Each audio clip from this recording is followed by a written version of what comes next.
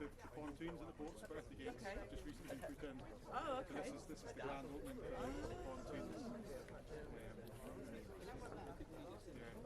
Jim on the green jacket there organised all this to go in. Oh, right, okay. This is his grand opening.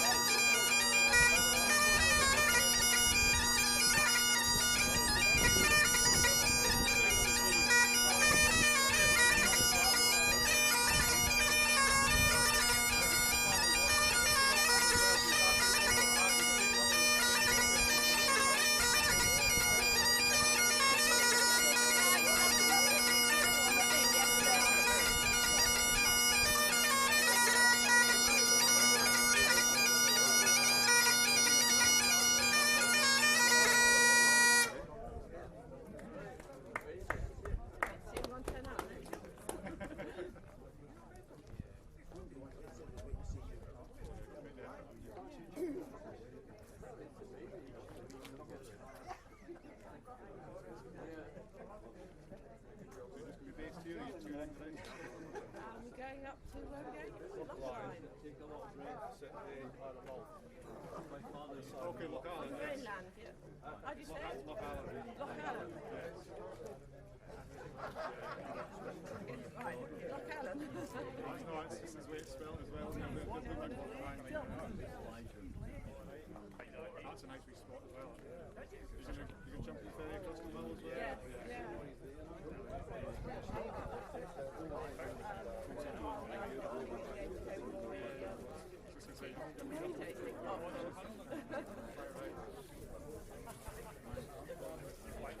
It's still quite a way north.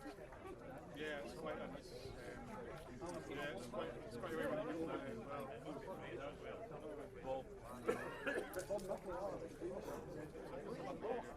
It's nice day over there. It's amazing. Yeah, no, exactly. You pick up everything. Right, so I remember a couple of years ago I'd never gone down to Walpole and came down for another job. I just came over the top one of the hills and just thought, wow, I want to see this. I mean, just the sun's just out.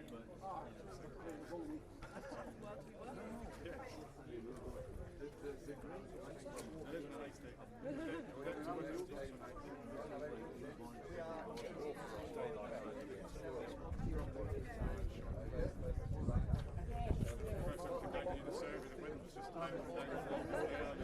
What's the property?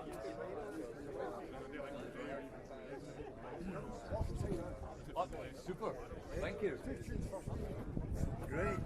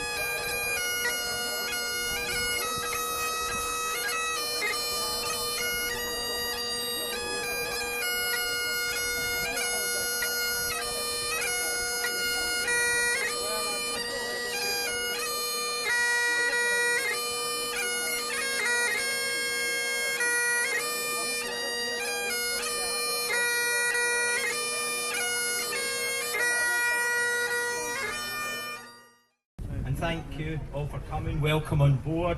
It's a fantastic day. We've been really lucky with the weather. Personally, I'm delighted that the Duke of Montrose is here today to officially open the pontoon. As you can see, we had 5 hardy Highland boys rowing the wee boat here. They've just arrived from Inchcalia on their own boat, just as they used to do it hundreds of years ago. Hopefully, they got a wee bit of inspiration from Willie the Piper. Willie's up there, or has he moved down?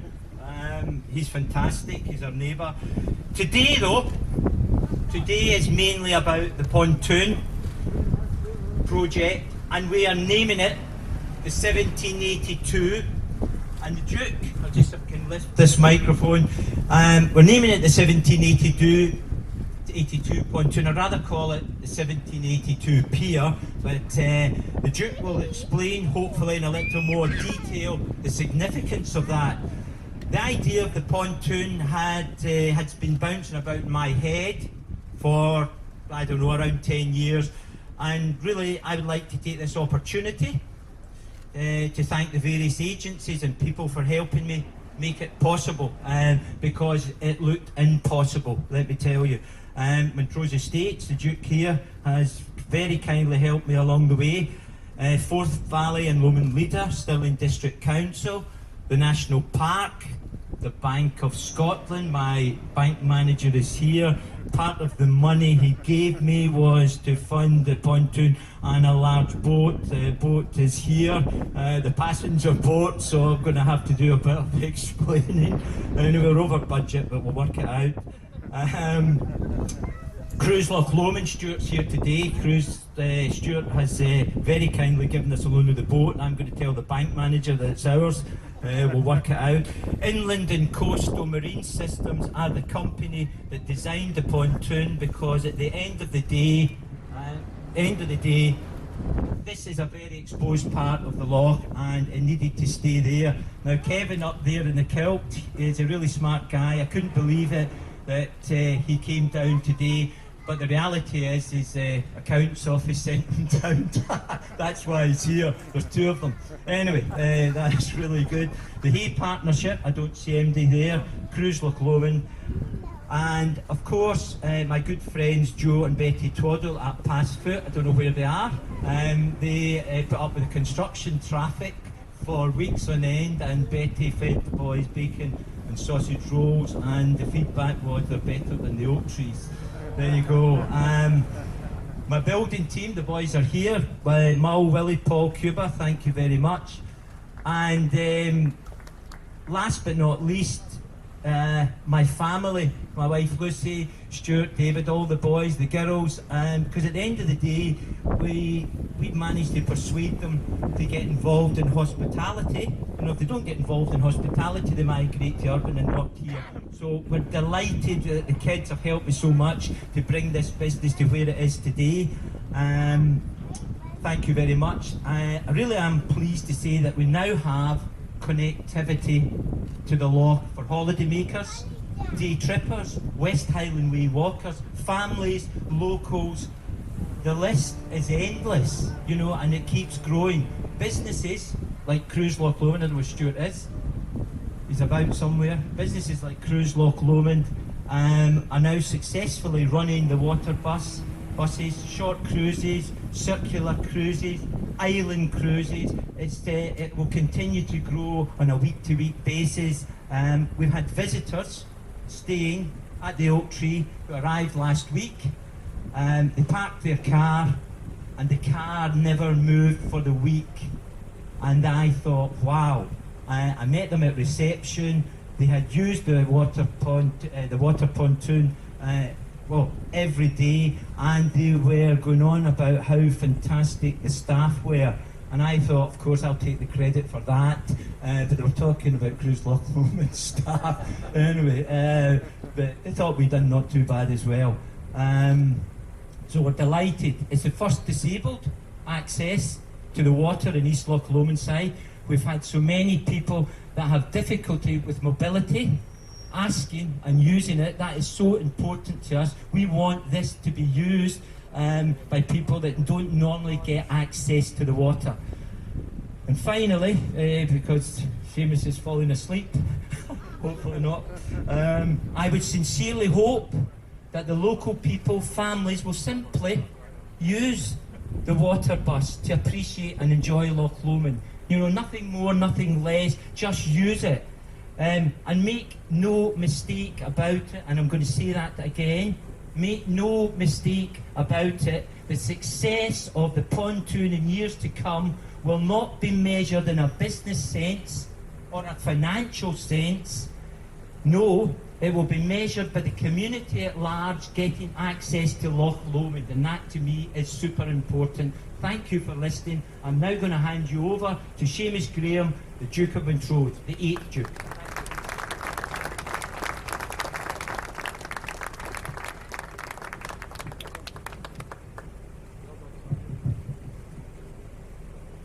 Well, thank you very much, Sandy, for that introduction. And I'm going to ask the audience, the present audience, to bear with me as I go retell a little bit of history, which has got a relevance here at this point. And today we're able to commemorate an important part of Scottish culture which is recognised around the world, and that is tartan, which is also known as plaid. The young men you've just seen rowing up to mark the official opening of this pier recall the crew of a boat which was kept here over 300 years ago, all clad in Graham tartan. And the history of this is that the last civil war that was fought in Scotland was in 1745. And at that point, for 30 years, the government had been trying by legislation to remove any chance of rebellion. They had prohibited any man in the Highlands, and I'll quote what they said in their legislation, having custody, well, in fact, it would apply to the gentleman who's come in on the boat here, that they have prohibited any man in the Highlands having custody or use of any broadsword, poignard, whinger or dirk, side pistol or gun or other warlike weapon. That was in the first disarming act. But the Highlanders, of course, always managed to hide away some of their weapons in case they would be useful at some later date, as they were in 1745. After the 1745 rebellion, the Parliament then passed the Disarming Act, which, in addition to prohibiting weapons, had a section restraining what they called restraining the use of Highland dress, and obliging all teachers and young people to take an oath of allegiance to the king. They put it this way, and I quote again, "No man or boy other than soldiers may wear Highland clothes. That is to say, the plaid, philibeg, or little kilt or trews, shoulder belt, or any part whatsoever of what peculiarly belongs to Highland garb. No tartan or party-coloured plaid or stuff." Where would the Scottish tourist industry be on that basis? Every man going to town had to wear trousers, and that was hated by the Highlanders, so much so that some would travel around with a pair of trousers over their shoulders, so if they met anybody, they would say, "Well, I'm just going to change in a minute." After 26 years, one sad effect of this was a great many of the old traditional patterns of tartan were lost. By 1782, the Highlanders had distinguished themselves as loyal soldiers in the army, and various Highland societies had been set up in major towns, including London, and to try and revive the Highland culture. At that point, the Parliament was agitating itself as to whether to have a treaty with the North American rebels, which of course we rely on their enthusiasm for Scotland nowadays, so that was an important point coming along. But in 10 days' time, it will be exactly 336 years since the young Marquis of Graham, who was later the third Duke of Montrose, introduced the Highland Dress Bill in the House of Commons. This decreed that so much of the Disarmament Act as restrains the use of Highland dress should be repealed. So from then on, we've been able to dress as Scotsmen and enjoy our various clan tartans. Of course, Sandy Fraser, no doubt, will be very pleased to hear that he was seconded by the young Earl of Lovat, who had just recently succeeded to the title. There were one or two English members who asked that there should be a prohibition on Scotsmen wearing a kilt in England. Their concern was that such attire might undermine public morals. In fact, it was more concerned whether their wives and daughters might be too attracted to the Scotsman. Not long after that, by way of celebration, the Duke dressed the boatman who he needed to row him and his guests to the deer park on Inchmurray with Graham tartan outfits, which was seen pretty remarkable at that time. I provided tartan outfits for the rowers today, but they're too fashion conscious and they wanted kilts that fitted properly, so they've appeared in a bit of tartan around that. So today we've seen a reenactment of that event, and it gives me great pleasure to celebrate the restoration of Highland dress for the benefit of all Scotsmen, let alone the tourist industry, by naming this the 1782 pier.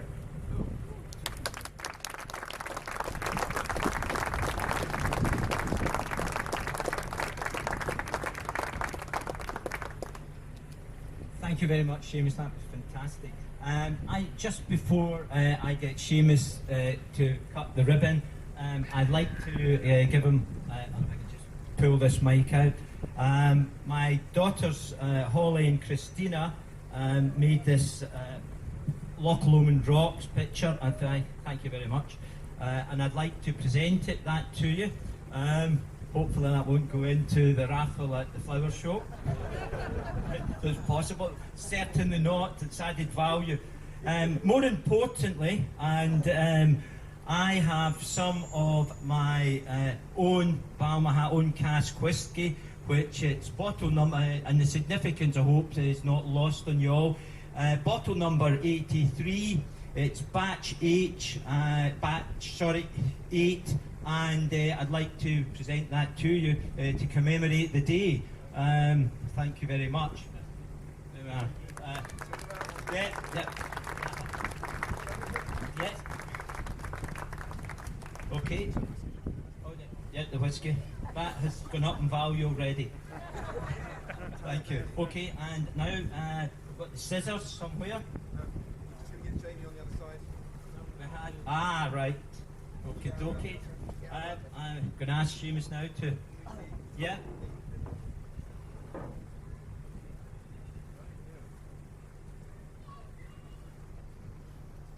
Try and save a bit of the material.